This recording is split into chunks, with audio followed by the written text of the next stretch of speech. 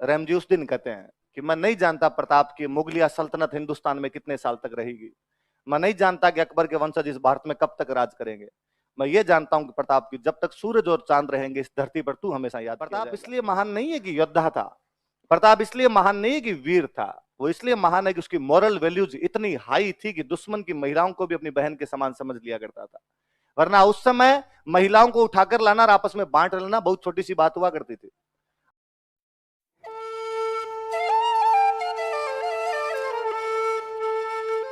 जिनके आपने दोहे पढ़े होंगे कभी, रहीमन धागा प्रेम कान मत तोड़ो छिटकाए, टूटे से फिर जुरे नहीं न जुरे गांठ पड़ जाए। रहीम जी जो प्रेम के दोहे लिखा करते थे उनको कहा गया अब प्रेम की कविता बंद कर, युद्ध कर। मुगलों के सिस्टम हुआ करता था कि जितने भी दरबार में होते उन सबको युद्ध के लिए जाना पड़ता था। तो रहीम जी कहा रहीम जी आप दो, रहीम जी ने कहा मैं पक्का, कहा ये तो सब मैं प्रेम व्रेम की बात करता हूँ, नहीं इस बार युद्ध की बात करनी पड़ेगी। तो यहाँ बातचीत करने के लिए कौन है, सॉरी युद्ध करने के लिए कौन है, रहीम जी। अब्दुल रहीम खान खाना, पूरा नाम क्या था, खान खाना की उपाधि थी, अब्दुल रहीम उनका नाम था। अब रहीम जी भले आदमी बेचारे, बहुत भले भले आदमी थे रहीम जी। यहाँ आए, रहीम जी को पता था यार क्या पड़ा है लड़ाई में फालतू। रहीम जी आए अपने और टेंट लगाए एक पहाड़ पे, आक्रमण करने बंद ही कर दिया आपने, चुपचाप वहां टेंट लगा के बैठ गए। और हमेशा यो आक्रमण होता साल भर के लिए आते, भाई देख लो शाहबाज खान 3 साल तक इधर ही रहा, तो साथ में लुगाई टाबर सब लेके आया करते थे अपने, तो कैंप लगा दिए लुगाई टाबरों के सबके, फौज वोज के कैंप लगाए, सुबह शाम शिकार खेल के आए। शेरपुर नाम की एक जगह थी वहां पे कैंप लगाए हुए थे, कहां पे कैंप लगाए हुए थे, और सुबह शाम शिकार खेलने चले जाए। दिन में निकले, अरावली की पहाड़ियां मेवाड़ में खूब सारी, कोई हिरण जो भी सामने आ जाए उनको मार मोर के शाम को ला ले अपने पार्टी कर ले। और 5-7 दिन में अकबर के पास में मैसेज भेज दे कि हमने आक्रमण किया था, प्रताप हाथ ही नहीं आया। अकबर ये भी नहीं पूछ सकता कि क्यों नहीं आया, क्योंकि ये पूछ ले तब तो रहीम जी कहते भाई मान सिंह, आसफ खान, तुम खुद और शाहबाज खान चारों बता दो कैसे पकड़ना है, मैं पकड़ लूंगा।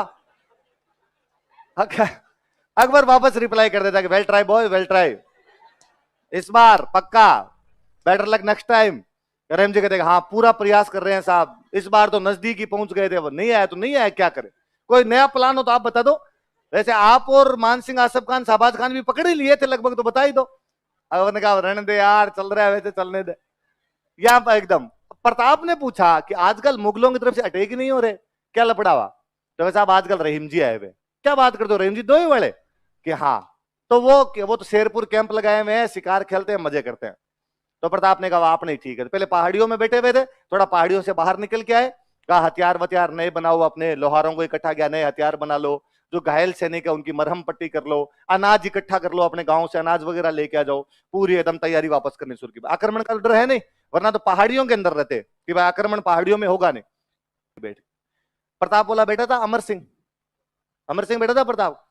एक दिन अमर सिंह मॉर्निंग वॉक के लिए निकला कोई, और उसने देखा कि रेमजी वाला कैंप की तरफ से कोई आवाज ही नहीं आ रही, वो धीरे धीरे कैंप की तरफ ही चला गया। उसने बाहर से आवाज लगाई रहीमंकल रहीमंकल, अंदर से महिलाओं की आवाज आई कि रेमजी तो घर पे नहीं है, बाहर गए हैं शिकार खेलने के लिए। उसने कहा कोई दूसरा पुरुष है उसको बाहर में जो मुझे बात करनी है। महिलाओं ने कहा कि आज कोई पुरुष नहीं है घर पे। उसने कहा सच्ची,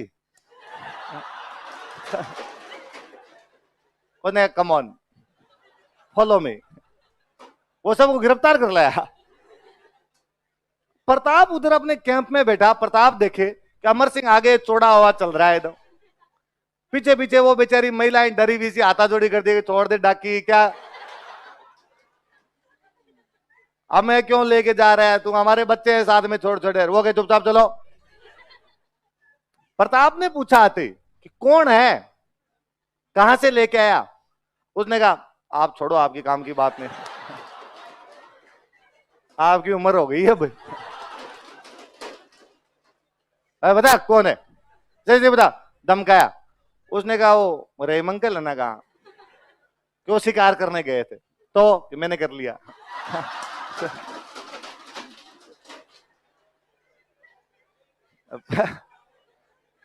प्रताप को जब इस बात का पता चला, प्रधान थप्पड़ मारा कस के, बदतमीज, माफी मांग इनसे।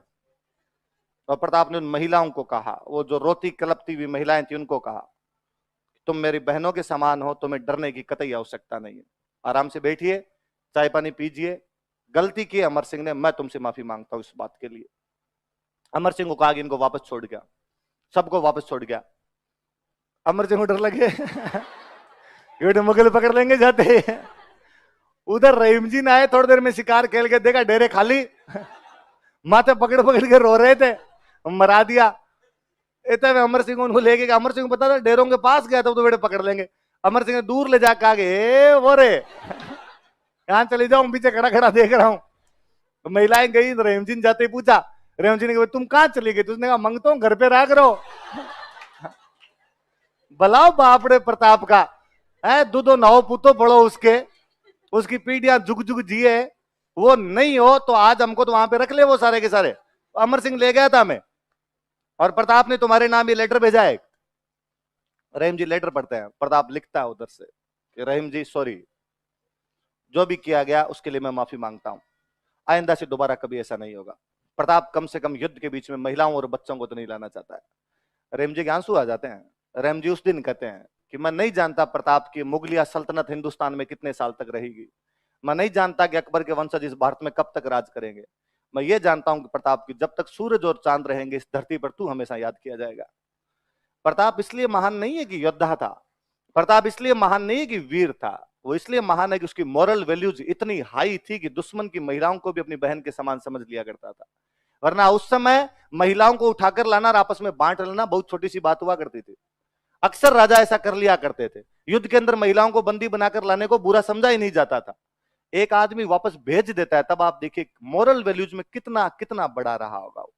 बहुत कम उदाहरण है, बिरले उदाहरण है।